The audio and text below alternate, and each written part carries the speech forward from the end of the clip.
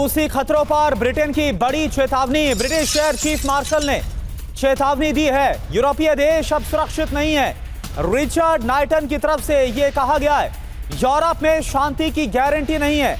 Richard नाइटन ये बोल रहे हैं, तो ये देखिए, इससे पहले जर्मनी के रक्षा मंत्री जो रूस के खिलाफ डर और भय दिखाते हुए नजर आ रहे थे कि एक बड़ा खतरा है, और अब ब्रिटेन की तरफ से भी ब्रिटिश एयर चीफ मार्शल ने चेतावनी दी है कि यूरोपीय देश अब सुरक्षित नहीं है। तो क्या वाकई में अब यूरोप पर एक खतरे की घंटी है? क्या वाकई में जो खतरा है वो इस कदर है कि कभी भी रूस की तरफ से हमला किया जा सकता है नेटो कंट्रीज पर या यूरोप पर, या फिर ये सब कुछ एक सोची समझी स्ट्रेटेजी है जिसके तहत नेटो कंट्रीज की तरफ से एक के बाद एक बैक टू बैक ये बयान हमने आपको दिखाए। तो रूस से डरा है नेटो, यूरोप में खतरे की घंटी।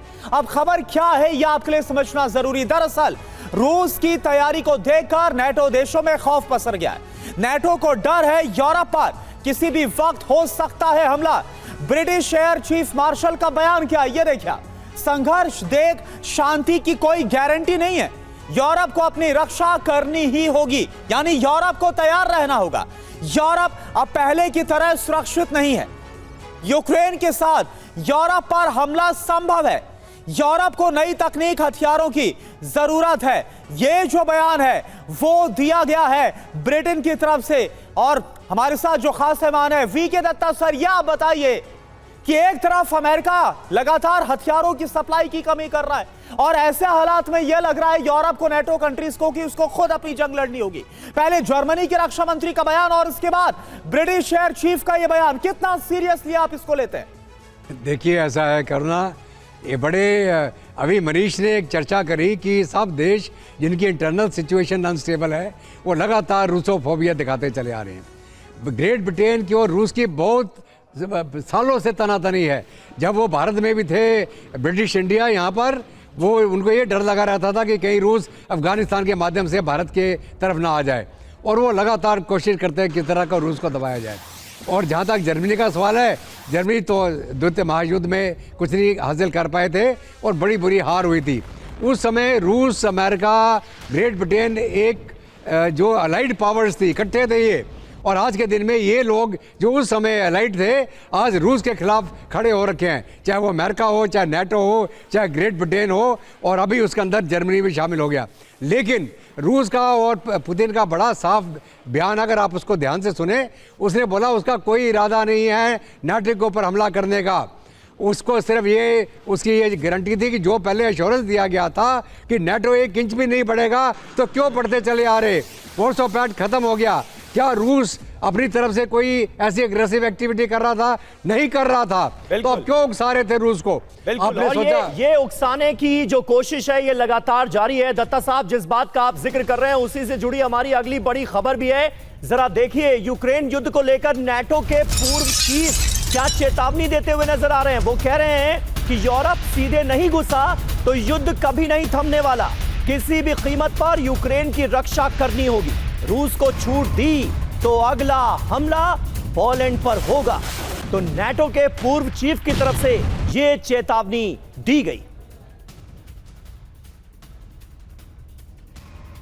तो अगला हमला पोलैंड पर होगा। नेटो की तरफ से रूस को लेकर जो बयानबाजी की जा रही है वो अलग, और नेटो के पूर्व चीफ भी किस तरह की चेतावनी दे रहे हैं ये आप जरा देखिए। यूरोप में किस तरह का सेंटिमेंट बनाने की कोशिश की जा रही है ये आपको समझ आएगा।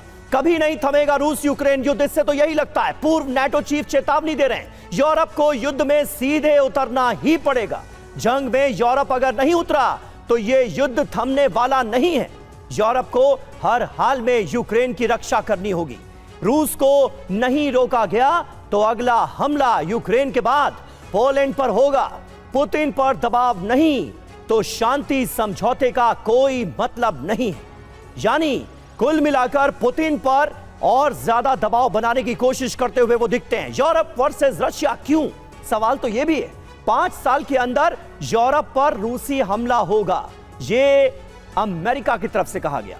नेटो देश पर भी रूसी हमले का डर है, यह रिपोर्ट में आया। नेटो पर रूस का हमला हुआ तो वर्ल्ड वॉर 3 तय है।